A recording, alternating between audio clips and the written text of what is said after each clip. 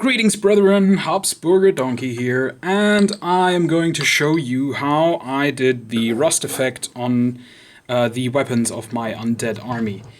I'm going to try to do it live, because it's really actually very simple.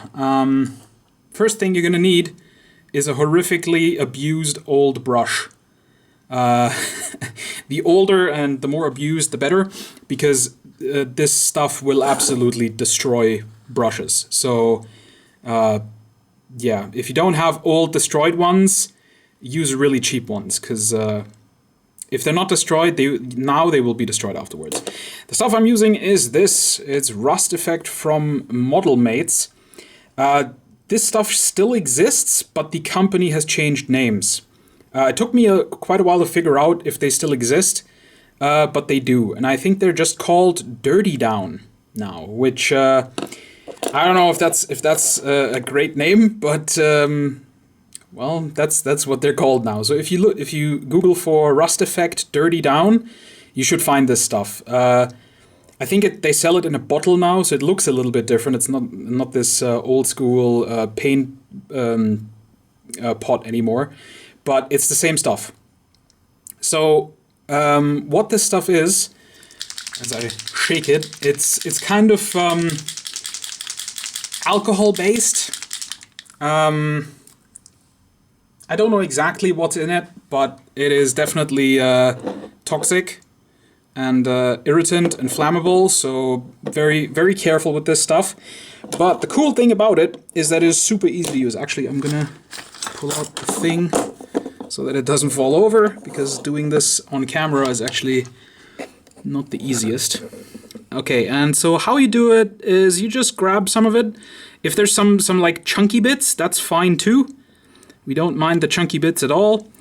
And then let's see if I can get this to focus on the guy.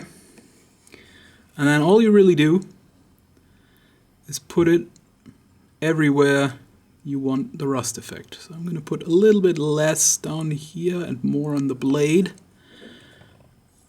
A bit there. And we're going to go on the edges. And before I painted this on, I'm painting this on, I put, usually it also helps to, it's not focusing again, it's focusing on this stupid pot. Let's pull the pot away. It helps to varnish the model first. I didn't do that this time, so the rust effect will dull a little bit once I do that. But for sake of just showing it off now, I thought, whatever, it's fine.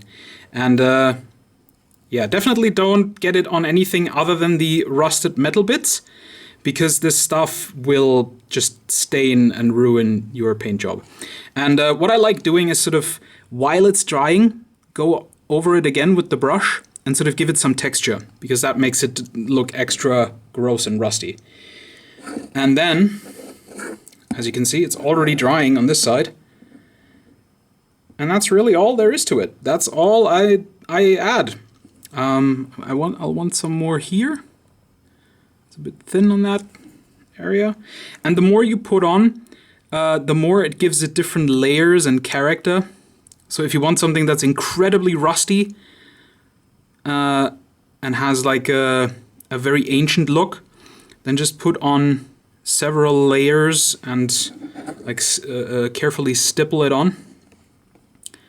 Because once it dries, it will create a really great effect. And that's really all that I do.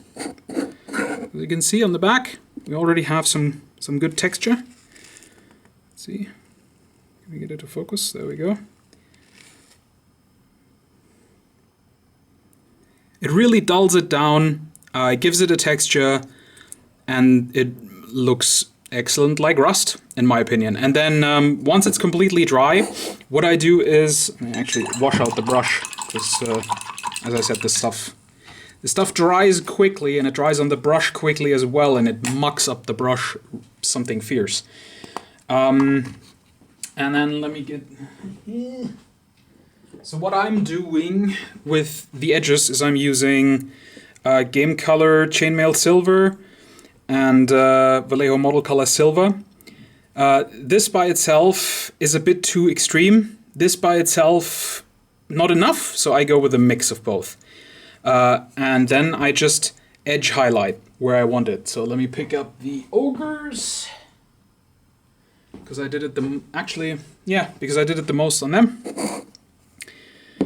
And this is once a single layer, including some stippling and such, is dry. And then I just put some scratches and some edge highlights on it. And it looks like the rust is coming off in those areas. And I think it looks pretty fantastic. And the difference between the effect here and here is that here I used very little.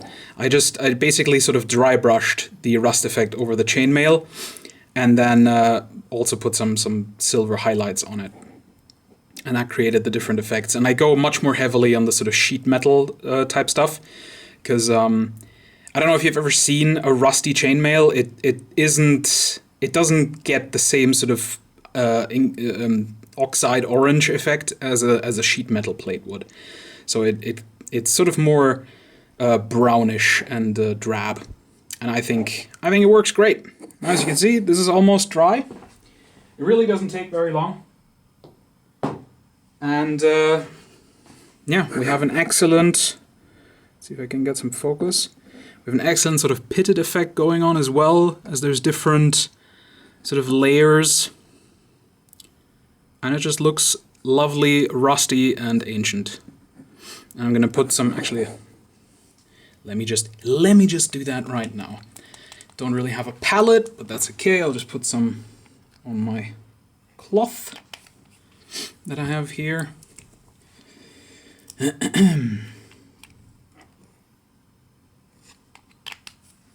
I'm also a little out of breath because I've been working in my room a lot today, so.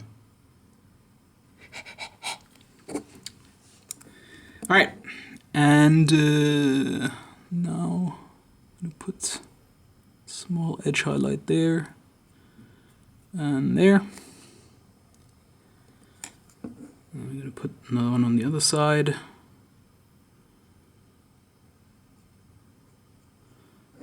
Oh, that was a bit too much. Oh well, I might go over that again with the rust effect afterwards.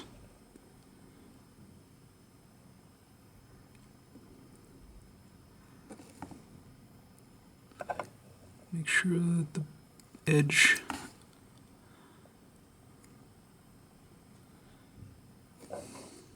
has some varied scratches, and then we're gonna see if I can do that on camera. Do some in the middle.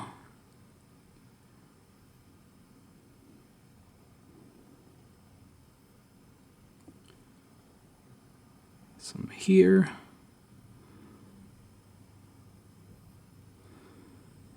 And a little bit on the handle.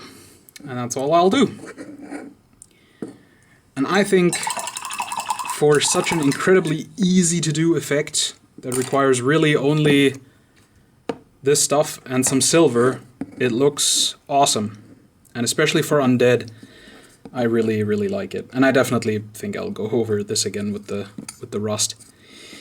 Yeah, but that's it. That's how you use it. As I said, Google Dirty Down Rust Effect. They also do other stuff like verdigris and various other products that I have not used, so I can't tell you if those are good. It's just I bought this many, many years ago, probably 2014, 2015, and it's just been lying around ever since. So, yeah. And I think last year at some point I used it and thought it was amazing. So yeah, but then the company already didn't exist anymore. Well, or they changed names, I should say. All right, but that's it.